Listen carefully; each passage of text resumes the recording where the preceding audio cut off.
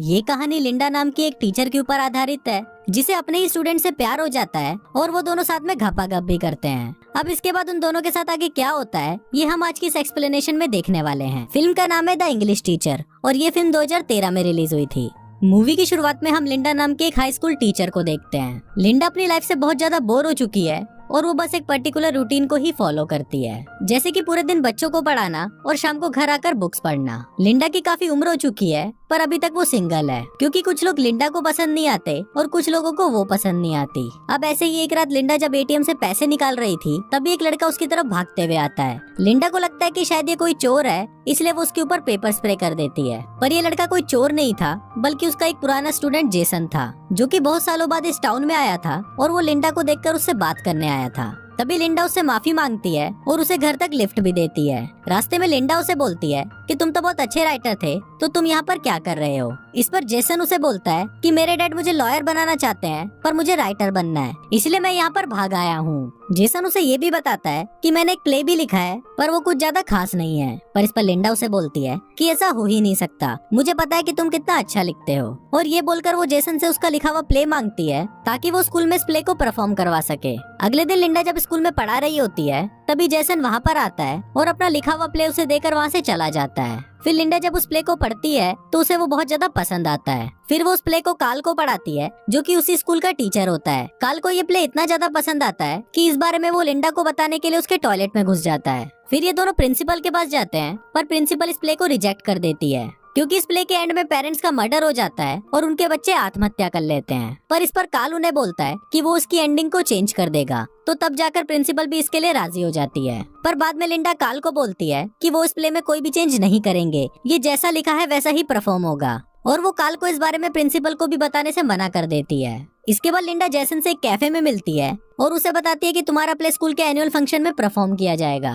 पर जेसन उसे मना कर देता है क्योंकि उसे लगता है कि उसका प्ले ठीक नहीं है। पर लिंडा उसे फोर्स करते हुए बोलती है कि प्ले का सारा खर्चा वो उठाएगी और वो जेसन को इसके लिए मना लेती है। इसके बाद ये सभी लोग प्ले की तैयारी में लग जाते हैं पर तभी वहाँ पर जेसन के डैड आ जाते हैं और वो उसे अपने साथ ले जाने लगते हैं। पर तभी लिंडा भी वहाँ पर आ जाती है और वो उसके डैड को जेसन को ले जाने से मना कर देती है। दरअसल अब लिंडा जेसन को पसंद करने लगी थी और वो उसे अपने से दूर नहीं करना चाहती थी। तभी अचानक जेसन के पेट में दर्द होने लगता है और लिंडा उसे क्लास में ले जाकर उसे मेडिसिन देती है। इसी दौरान जेसन लिंडा को किस कर लेता है। अब लिंडा पहले तो शॉक्ड हो जाती है पर थोड़ी देर बाद वो भी जेसन पर टूट पड़ती है और फिर वो दोनों वहीं पर ही घपाघप करना शुरू कर देते हैं। अब अगले दिन लिंडा को बहुत गिल्ट फील हो रहा था क्योंकि जेसन उसका स्टूडेंट था और उसने उसी के साथ ही घपाघप कर लिया था। इसलिए वो अगले दिन जेसन के पास आती है और उसे बोलती है कि आज के बाद ऐसा वापस नहीं होगा। अब ये सुनकर जेसन थोड़ा निराश हो जाता है पर उसे लिंडा की बात माननी पड़ती है। अगले दिन जेसन लिली नाम के एक स्टूडेंट के साथ फ्लर्ट कर रहा होता है पर तभी लिंडा उन्हें देख लेती है और वो उनसे जेलस फील करने लगती है।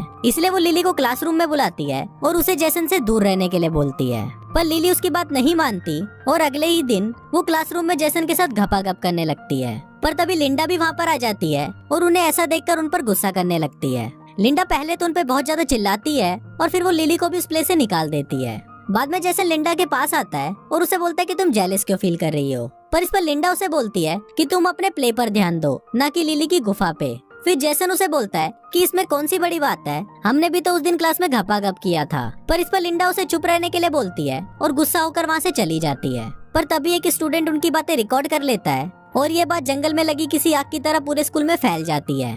फिर अगले दिन जब लिंडा स्कूल आती है तो सारे स्टूडेंट्स उसे अजीब तरह से देखने लगते हैं और उस पर हंसने लगते हैं। इसके बाद लिंडा देखती है कि उसके कैबिन के गेट पर उसके लिए गाली लिखी हुई है और ये देखकर लिंडा को लगता है कि शायद लिली ने ये किया है। इसीलिए वो प्रिंसिपल के पास जाकर उसकी शिकायत करने लगती है। पर प्रिंसिपल उल्टा उसे ही बोलती है कि हमें पता है कि तुम्हारा और जेसन का अफेयर चल रहा है। पर इस पर लिंडा उसे मना कर देती है और बोलती है कि लिली मेरे बारे में झूठी अफवाह फैला रही है क्योंकि मैंने उसे और जेसन को क्लास में घपाघप करते हुए देख लिया था।